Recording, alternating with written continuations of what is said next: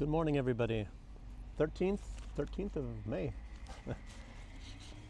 2023, yes. I'm still in Baranovici, and of course it's a lot warmer than what it looks like. I'm wearing a shirt because it's early enough in the morning where I can get away with it without sweating too bad. Been really hot weather here lately, and it's very strange. I noticed this last year, just as much as this year, but it's like Belarusians, it's like they try to continue to wear their coats for as long as possible. Sometimes you see people wearing winter coats and scarves, and it's like 23, 24 degrees or something. I mean, that's what it was. It might have even gotten hotter by that time, but I think it was earlier in the day. I look at the temperature like 23 degrees, and then even a little bit later afternoon, say maybe 2 o'clock, people still wearing winter coats and scarves.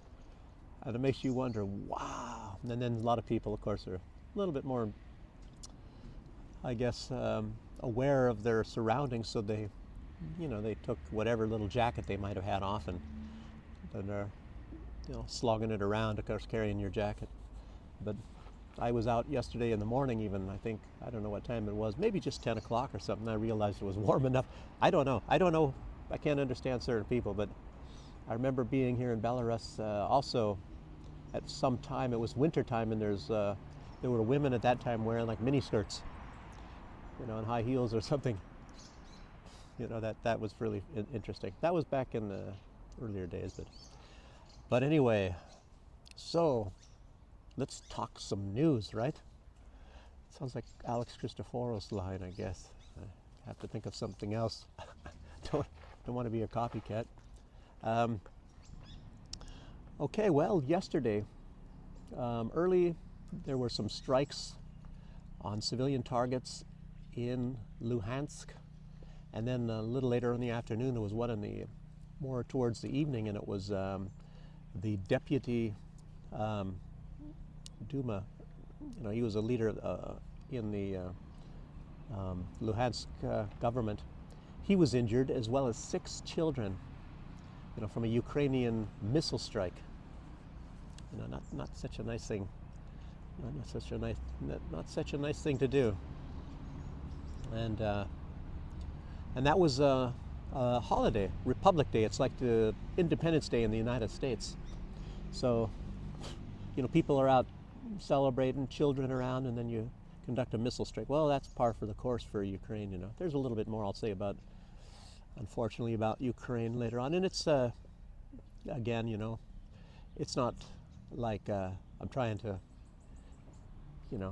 say anything about the Ukrainian people in general, but, that's just that terrible regime that's in charge now. A lot of people are saying it's backed by the U.S. or even directions are given by the U.S., but I don't know. I don't think so. I think in some points they are, and at some points they're not. And some attacks like that on civilians, I don't think so. I don't think the U.S. necessarily, in these later decades, the last couple decades, very often targeted civilians. Of course, they did in Clinton administration did in Baghdad. They purposely went after civilians, killed many thousands of them, in sometimes one bombing raid over 3,000 people. That was reported in the United Nations, but it was not reported wide. I keep thinking of the German words. Verbreitet. It wasn't verbreitet in the Bevölkerung. Oh, my German's getting terrible. But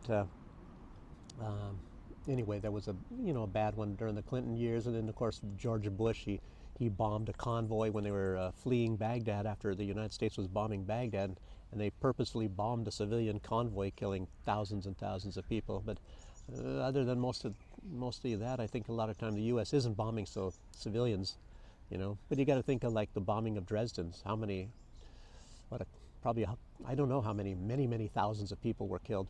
No military target there at all. They just bombed the civilian. That was UK, and I think Churchill was very overjoyed because he wanted.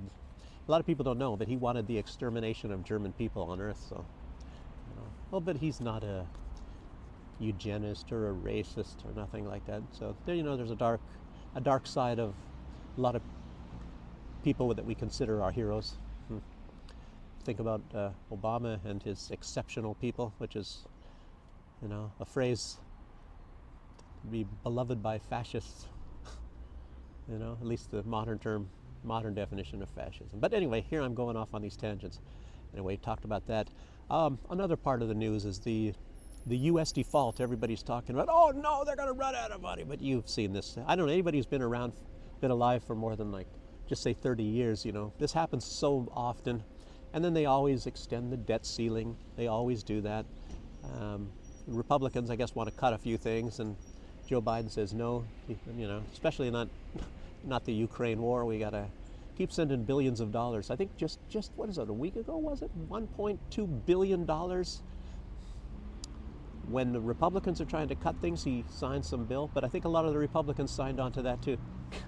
Yes, we got to support what we call democracy, which it isn't really democracy. It's just like the European Union, Ursula von der Leyen, the unelected leader of the European Union, talks about democratic values. Let's not get into that. Don't get me off on a tangent again here. Elon Musk, boy. Apparently he's appointed a Karen, it's not Karen. Anyway, he appointed a WEF, real leader of the WEF, to be his CEO of Twitter, which is very strange. Right after talking with Tucker Carlson and making an arrangement with Tucker, makes you wonder how that's going to happen now. I don't know if Tucker even knew about that. But she used to be, I guess, where was it? NBC, an NBC Universal media executive. She sounds like she's very capable at least. But you never know. A lot of people are wondering what's going on. She was. I'll start to read my notes here instead of just going off the top of my head.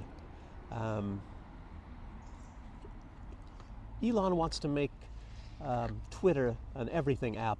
What is we going to call it? X or something like that. Like it incorporates things like Amazon or ordering food and and video chats. So it's going to be a little bit of a lot of things like WhatsApp and Amazon and Twitter itself. I guess somebody was talking about WeChat in China. I don't know what WeChat is. I've seen it, but I don't know. And I don't know. You got to hope that she's going to be fine. And Elon is still going to be in charge of the technical side of that. She's going to be in charge of apparently administrative, but I think maybe with him as a overseer and the owner, by the way. So I don't think she's going to be doing so much monkey business as she probably normally would have done. We have to hope that Elon can keep her under wraps. Yes. But her being part of the WEF, World Economic Forum, and Elon has also spoken about another tenet of what the Economic Forum is talking about, like putting brain chips or computer chips, not lasers, but computer chips into people's brains, and I think Elon was talking about using that in such a way that maybe you can stem off or head off certain diseases and sicknesses that maybe people are having a tendency to display, not genotypically, but phenotypically. Genotype is your sum total of your genes, and your phenotype is what is displayed, what actually comes out in your genetics. If you know genetics, I had a little bit of that. Before I go further on that, I'll say I love genetics in a way, but I tell you what, you start to find out it's mostly the study of mutations, and to me that was just I couldn't really stomach it so much. So in my second year, I dropped out of genetics, and said, it was just too sad and depressing, to be honest with you. But anyway, the computer chips in the brain, and they will. He's doing it probably for humanitarian reasons. Elon Musk is in favor of it, and World Economic Forum is. They want to do it for reasons of control, and as you know, these. Even putting these chips in your brain, you can put sometimes even a poison in a tiny, tiny chip, but just a little bit of something, and then, release it into your bloodstream, and over a short period of time, boy, it's curtains. So I don't know if you really want to think about putting chips in your head, you know, and you don't know what part of those chips, you know, they have so much on a micro level going to start controlling you and making sure that you think what they want you to think. Tell you, I don't know. The good, the bad, and the ugly, I guess. Yeah, but I was when I was reading that, I'm starting to think, you know, it might be inevitable. We might be seeing people putting, like I said, there was I think in the last video or the video before, there was like 50 people who subjected themselves to getting computer chips put into their brains, and so they're running around. Who knows how many actually really do have? There's probably some people that have done it before that. We have the technology to do that right now, and as somebody said, that was, what was it, 3 years ago? And you really think that they haven't really started doing that? Maybe at least to some sort of prisoners or who knows what, see if they can modify their behavior at least. You know it, buddy. You know it. That's how things go. You know, any of us that have been involved in like some government agencies or, you know, military even or whatever, working around some of the higher ups and like myself even visited some kind of facilities and things like that. You know, like I said, I told you before, I had to sign some papers that said I'm not supposed to talk about things for the rest of my life. They told me no statute of limitations on that one, buddy. But here I am, and but like I was trying to say, they're doing a lot of things already. I think even somebody said when they say, "Oh, we have the capability and maybe the possibility of doing something," you can almost bet they've already started doing it. So it's just like also when long before. I don't know, what is long before? 6 months. I think it was 6 months I heard. I knew people that were deep into Iraq before the Iraq war started, so I don't know. And then some people say, well, they already had depleted uranium bombs given to Ukraine before the British said that they're thinking about sending depleted uranium bombs. I don't know. It's disgusting. I don't even want to think about it. But like I say, in about 5 to 7 years, they're probably going to start having computer chips in people just like they have electric cars nowadays, you know. And probably in 20 or 30 years, maybe even sooner, they're going to be as common as cell phones, computer chips. Makes you wonder and hope that if that comes to be the case, that they're not going to be putting these these killer things inside of these chips, which they certainly can do as well. You know, suicide. Oh, yes.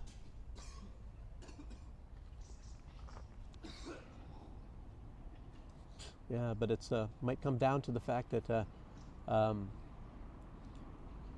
these people, they get these chips in their head or something, they're going to be far more competitive than you. You're going to not be able to get a job because you're going to be a dummy. You're going to be a dummy if you don't have these chips. I don't know. We'll just see what happens, you know. I'm just projecting, and I'll tell you what. That's my prediction. That's another one. But it's going to be a long time before this stuff plays out to see if I was right or not. Yes, indeed. But anyway, even about Twitter, you know, when you talk about this everything app or who knows what, I don't know. I'll tell you, this is a different world over here in Belarus and Russia. A lot of time we're cut off from all this stuff. You can't really, you know, access a lot of the same like programs and things online or whatever. Things are cut off. So it's going to be similar to that over here. Remember, you know, another thing, I should talk about that too. Don't let me forget. Remind me, because I was going to talk about people moving here. No, I got that in my notes. I'll get back to that. Just kidding. But Elon, you know, he was at least decent enough. He opened what they called the Twitter files, and then so journalists were given access to information such as the hunter's laptop, which everybody was denying before the election. Talk about election interference, buddy. It's not even foreign government, when it's your own government, your FBI and everybody doing election interference to make sure that a certain candidate wins, blocking information, putting out fake information. It's even happening today. Look at what's going on to old Donald Trump, and I don't know. The fun never ends, people. Yeah, but this new Twitter person, she was even in favor of the COVID jabs and the effects of the jabs on millions of people. And the Twitter files, of course, opened up a lot of that stuff. And there's people still pushing this agenda, still pushing this. It just doesn't end, like I say. And another thing, let's talk about, before I get into a little bit more of migration to Belarus and to Russia, let's talk about, there's some talk now that Biden is finally going to get rid of, or have the destruction of, or to get rid of, I think is a more accurate term, chemical weapons, U.S. chemical weapons, you know, to honor the CWC, the Chemical Weapons Convention. China really never had any, but apparently they had Japanese, you know, from World War II, they had some old chemical weapons on their ground, but they got rid of those a long time ago. Russia got rid of theirs quite a while ago. And of course they even encouraged Syria to get rid of theirs. Syria was holding on to some chemical weapons, even though never using them, as sort of a deterrent, because Russia has, as you know, chemical weapons are used and are attained by Israel. You know, white phosphorus, does that sound familiar? What about nuclear weapons? And, you know, Syria didn't have any major deterrent, but of course Russia talked them into getting rid of theirs, their minor little stockpile. So I don't know if that's a good thing. You know, they probably would never have used them anyway, but look at, they're still bombing Syria from Israel whenever they feel like it. Yes. But like I'm saying about those chemical weapons, I don't know that the U.S. is going to destroy them, which they're supposed to do. They can get rid of them. It's probably in the contract. But guess who's going to get those? Maybe Ukraine? Because Ukraine, again, last week, it was announced they used chemical weapons again on Russian soldiers. Who knows how often they're doing it? I don't know if the Russian military wants to advertise that too often. Not much of a deterrent, encouragement for Russians to join the military. If they find out about that, don't even have a chance. Nasty stuff, nasty people in this world today. Chemical weapons. Yeah, and there's no pressure from the U.S. for Ukraine to get rid of theirs. Yeah. So let's find some new news. So what do I have here?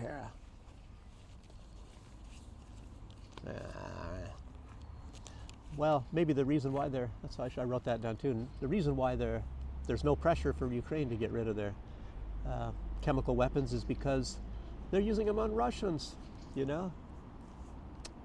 The unexceptional people, cockroaches, the orcs, whatever they call them, you know? Sure. And another thing I really wanted to talk about, I should have talked about this a day ago, you know, some of the fallout from May 9th. I didn't really hear so much about it by that time, and it's not been announced by any of these other vloggers for some reason, at least not that I have heard. But there were 3 terrorist attacks planned in Belarus on May 9th, for the May 9th time, around that time. They weren't exactly sure. They knew that 1 or 2 of them were for May 9th, but there was another one. There was an attack planned, a terrorist attack planned on a military installation. And when it's directed on military, it makes you wonder if you can even really call it a terrorist attack. You know, I always think of terrorist attacks done against civilian populations or whatever, or to terrorize civilian populations. But there was another incident. They were bringing in lots of plastic explosives, made in the USA, by the way, made in the USA, C4 explosives with detonators and all, and they found it was coming through like postage, and they were disguised as household appliances, and they were being brought into Belarus. And in one instance, they were supposed to be used on to to derail trains. There was enough to derail 7 trains, or several incidences of derailing trains and killing people, and I believe that was one of the sort of attacks that were planned for the 9th of May to kill as many people as possible that were celebrating the Victory Day parades. As you know, they really hate that in Ukraine, and that's why I guess some drunk guy watching him go into a door. Too bad he'd be so small you can't see it. Sometimes it's funny, and I don't even know why. Why do you see drunk people at this time in the morning in Belarus? Sometimes, I guess they drink all night or something, because this is the most prevalent time. Once, you know, every time you go out, you'll see a drunk person or something stumbling around or something. You know, like 8 to 10 in the morning. You don't see them so much in the evenings or during the day. Otherwise, it's always normally around this time. Strange. I should go out. I should have the drunk files. I should start a new channel, I think.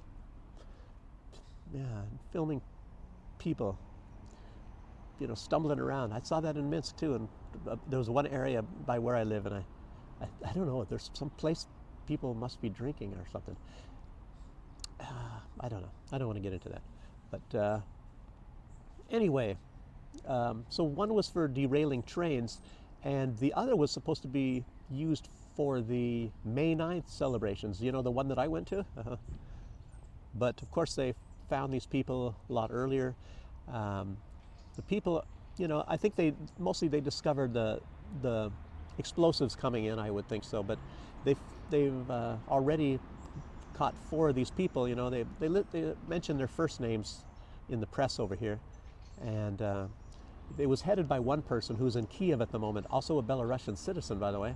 And all these people are under 30, and I think the oldest one was 29, but the other's like 24 years old, and it looks like they're targeting a lot of students. And I'm noticing myself, because I've had like I said, I was in the university for a little while, just, you know, with some foreigners, though, Chinese, but they're not into any of this terrorism stuff, nothing like that.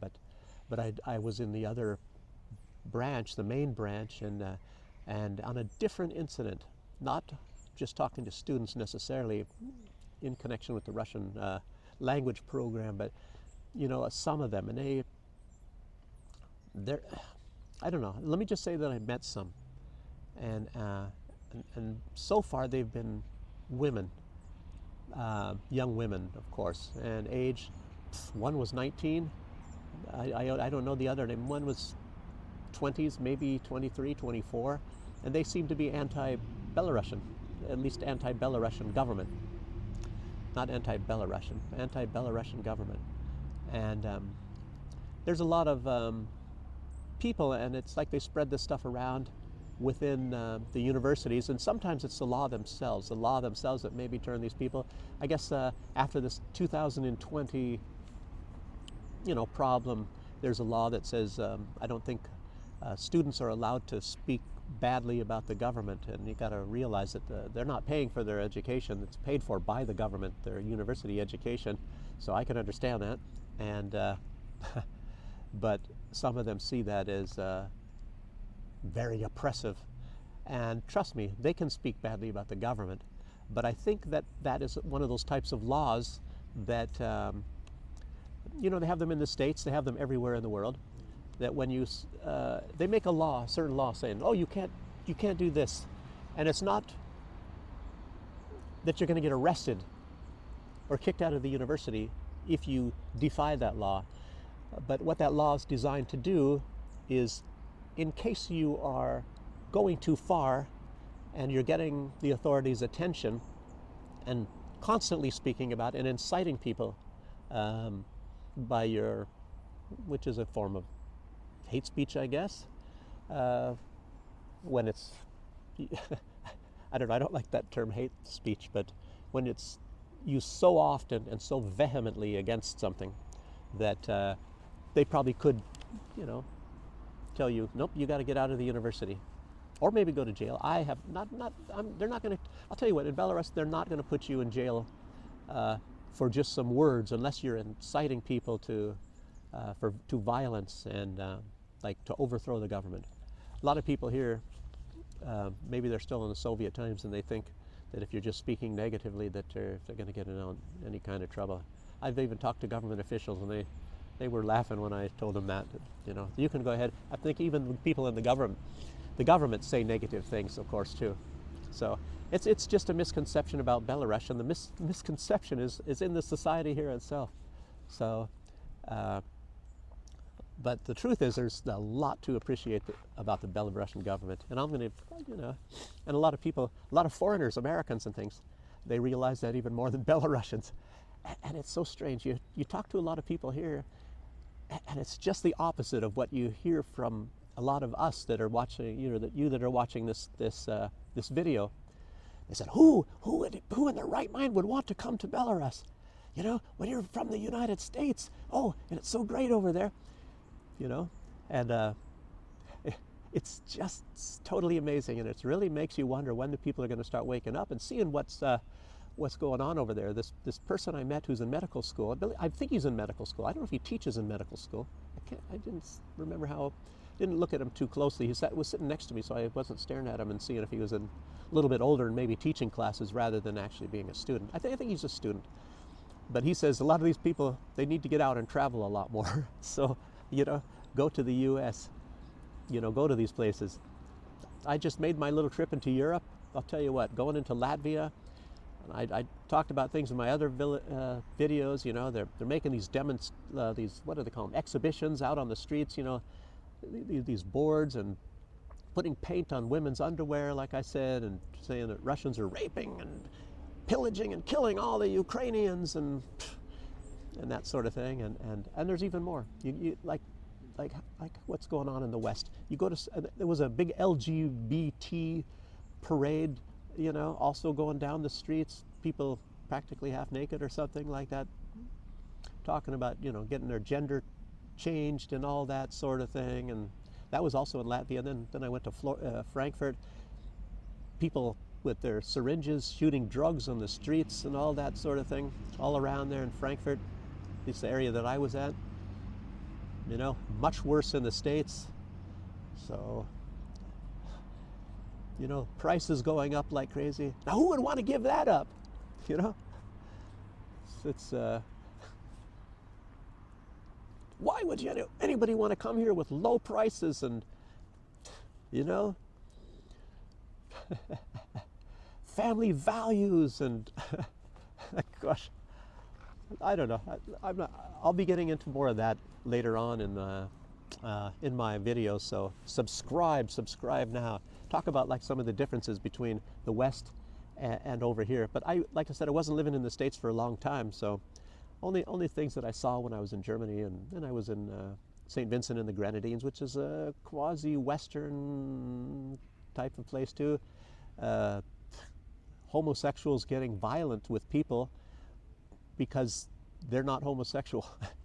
I saw that. There's not that many there, but you know, you see these, you know, from a distance. You're in a van and you see somebody like sexy tight pants or something. Like, I think it's a nice woman doing sexual movements against the building.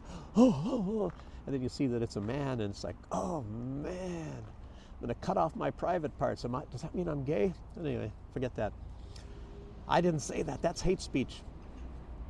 But what else about these terrorist attacks? I'm getting off on these tangents.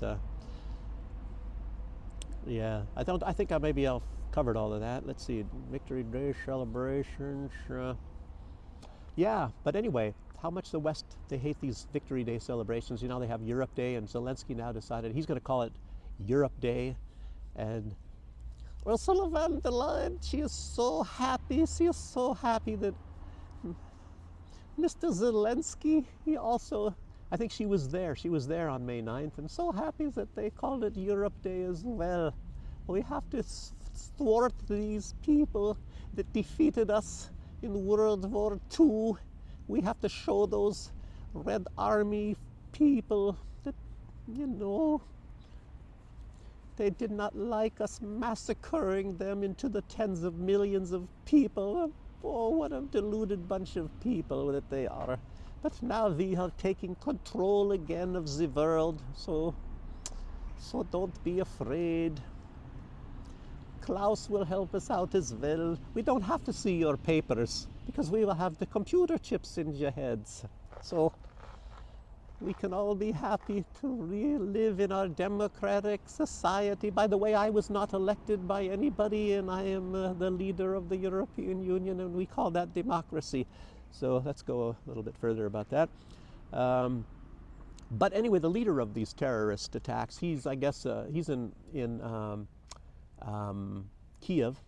They can't get him, I guess, at least not for right now. And apparently this was done maybe with the SBU, you know, the security services, the civilian side of security services in Ukraine, as well as the military office of the Ukrainian Defense Ministry. You know, mailing things, mailing C4, American C4. Yeah, plastic explosive with detonators. Yeah. Okay. Yes, but anyway, the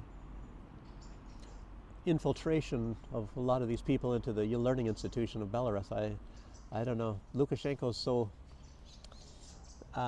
centered on the economy, you know, and doing the things that leaders are supposed to do, instead of looking for all these saboteurs and this infiltration of things coming from the West.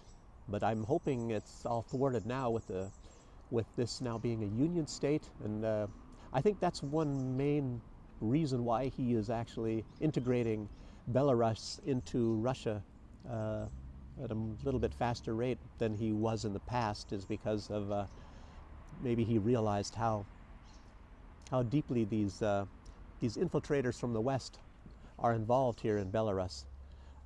In the old days, it used to be just like Voice of America, mosquitoes or something, you know, using transmissions and things like that. Now they have secret offices and all that all over here, and training people how to do this nasty stuff. Well, you can use your imagination.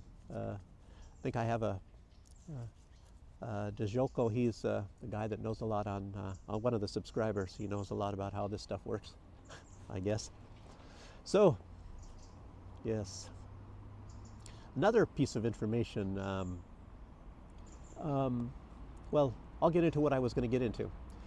Yesterday, I went to an official here in Belarus, and I was talking about, or we were, my wife and I can't speak the language so good enough, but anyway, what I need to do, because I moved to Minsk now and to change my residence, but I don't have to do, it's the same in Germany, Abmeldung and Anmeldung, you know, you have to, wherever you're living, you have to register in that town, as, you know, that you're living in that town.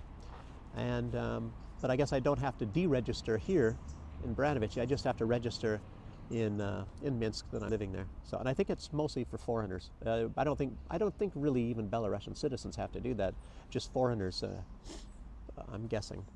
So, because we have such nice foreigners coming here, you know. And yeah, but I don't know. Maybe they're coming to penetrate this society.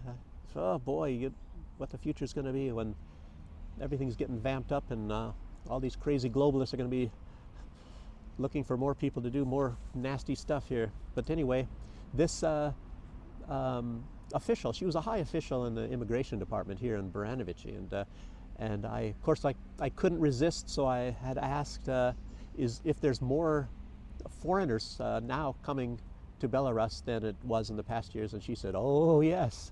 So there's a lot of people coming from the West to Belarus now, much more than before.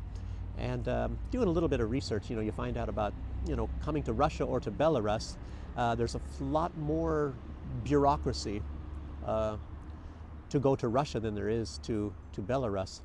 And there was an ad, I think I saw an online publication with a little bit of research that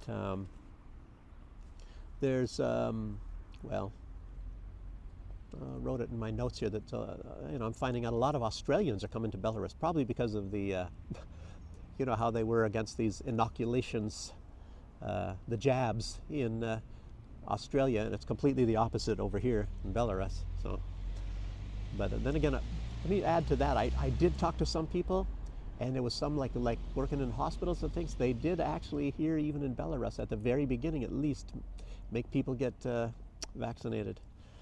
So anyway, that's not a good thing, but I think they probably changed that afterwards.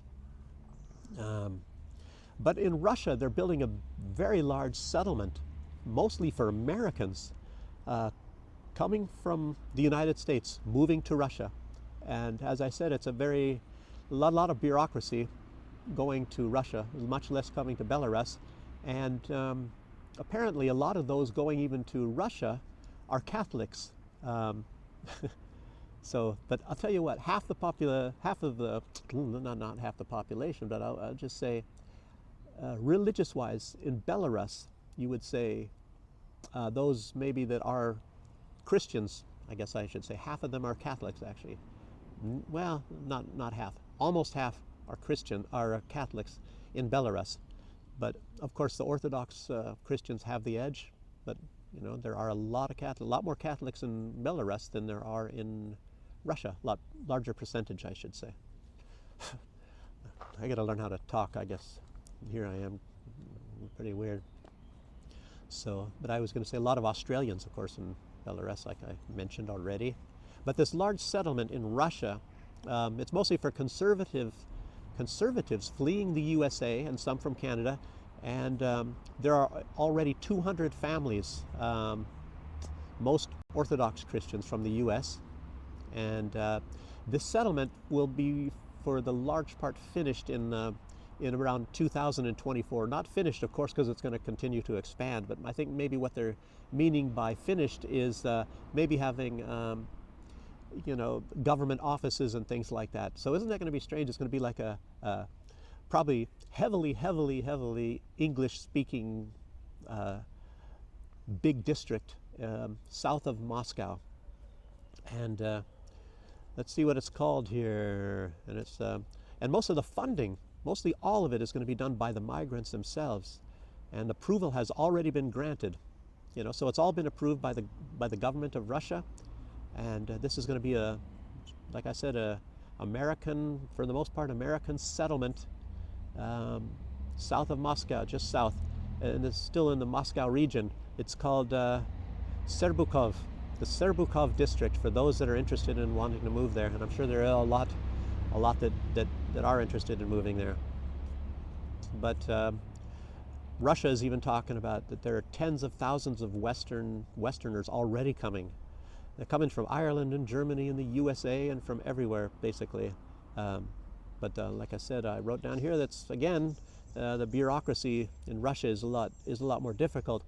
Some of them even come, like I said, there was an Australian family. They came here first, even in Baranovichi, and they were learning in the same school, same class, same teachers that I was having, but not the same class year-wise, the same classroom. The same place that I was learning Russian. I don't know how long they were there. I was just there, like I said, a little over 2 months doing classes, and that's how they started out while they were waiting for their paperwork to get finished so they can move to Russia. And then I think they moved now to another place in Russia.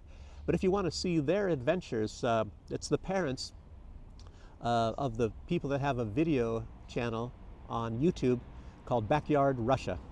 So they came from Australia, and they talk with Australian accents, and of course, and they talk about their adventures over there. I've only seen kind of a few of those things. The younger son with the beard, the guy, he's a carpenter. So, but they're doing really well, and they really like it over there. I think they have even maybe other people from Australia that have come. Lots of people are interested. So that's how that's working, people. That's how that's working. Like Gonzalo Lira, I think I was starting to say that in a video, and I think I mentioned this already even in another video. He was telling people to get out while you can, you know, and it's not necessarily just because of the woke values, all kinds of other crazy stuff going on in the West. Boy, and I tell you what, hearing about this stuff, and, you know, I'll tell you what, I feel more free over here than I do over there. When I was even in St. Vincent and the Grenadines, there's certain amounts of freedom, of course, that you have there, but when they're forcing you, oh, we're not forcing you, we just take your job away from you, we just take the food out of your mouth if you don't get a jab. You know, that was the case there. So, but the Catholics, a lot of them are moving because I guess they're getting called, in the United States they're called domestic terrorists, and they're anti-LGBT or LBGT or whatever the heck that is, a bunch of the alphabet people, their views, if they're anti-alphabet people, LGBTQZ plus binary, who knows, whatever the thing is, if you're anti that, you're called potential violent radical extremists. So, and they believe in such things called as the Constitution of the United States, you know. Oh boy, with these great people, they're probably more like now the founding fathers of what's going on here. And I was reading something like Dmitry Medvedev, you know, oh, he's really going off on judicial systems now in the West, you know, the ICC, the International Criminal Court. He's found out that it was funded in large part by George Soros, his organizations, you know, the Open Society and other NGOs. 22 of the 100 judges are funded heavily by elements of George Soros, either Open Society Foundation or his NGOs. Can you imagine that? You know? And, you know, he was highlighting a lot of the vast corruption of the International Criminal Court. And I say that, vast corruption of the International Criminal Court. When you're paid to have a bias, a court judges paid to be biased. You know, I've heard of that in other countries, seen it, actually. I don't want to mention anything, but I've seen that also in other countries. But he's calling it a tool of the Western warmongers, which is true, of course. You know, and when Putin was evacuating children out of war zones in Ukraine to Moscow, with their families, by the way, they called him a war criminal because of that. And I think part of that is because, you know, they're taking these children, which I can't say that that's part of that. But isn't it odd that they were also taken, they found they're really sick, taking organs out of children for the organ trade? You know, what do they call that? Harvesting organs from children, you know, even from orphanages and things like that.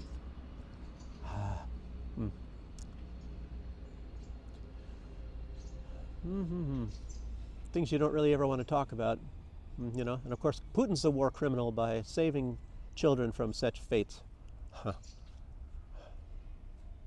But the International Criminal Court, they've yet to look into something like that. You know, yeah, who knows why they're not looking into that kind of thing. You know, harvesting organs for money from anybody is a terrible thing. Oh yeah. But I don't know. I was going to have a prediction, and now I forgot what that prediction was. But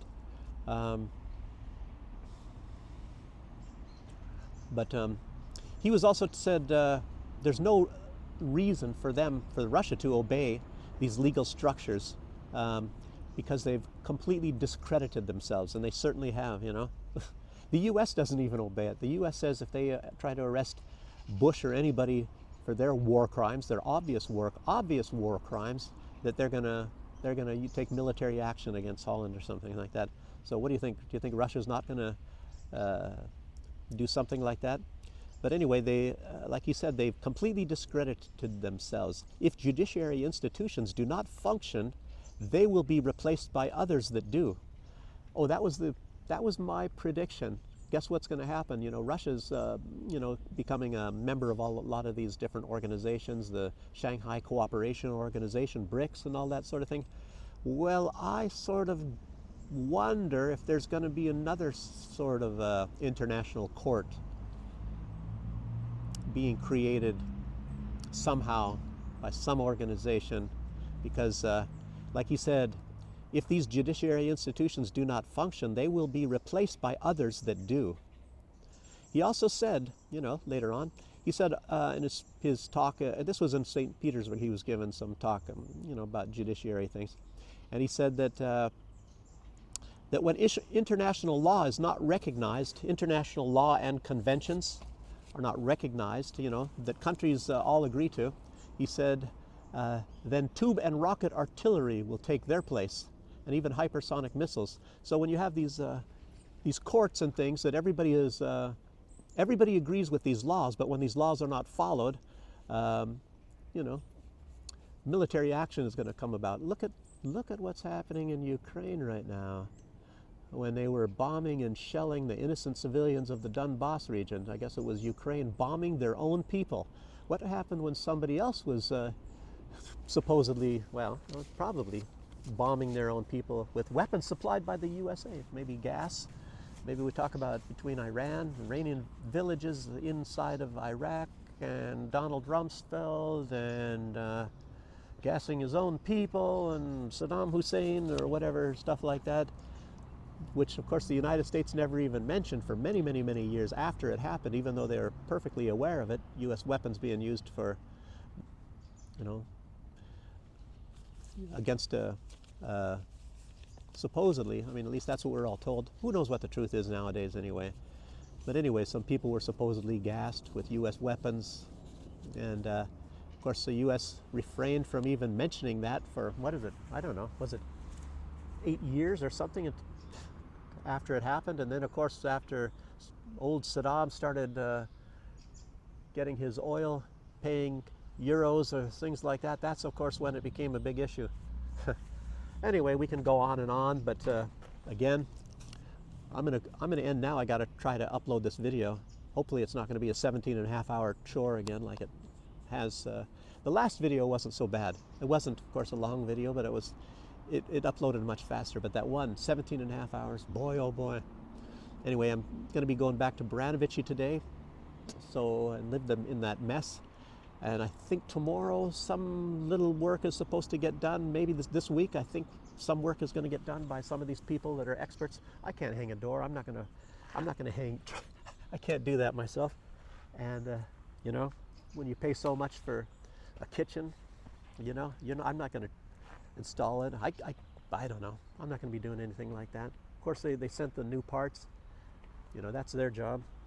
I can do some things. I might be building a closet or something like that, and I'm doing some other things, you know, rather than paying people to do that stuff in your apartment when it's just easy sanding something and anyway, building a few little things. So anyway, people, subscribe if you want to find out more about Belarus in the future and things that's going on here, as well as you know, world news. And yes, so I thank you for joining me, and I'll be looking forward to the next one. I hope you will too, as long as we have good weather here. You know, can't wait for that. And okay, subscribe or like. Okay, till next time. Thanks again. Bye.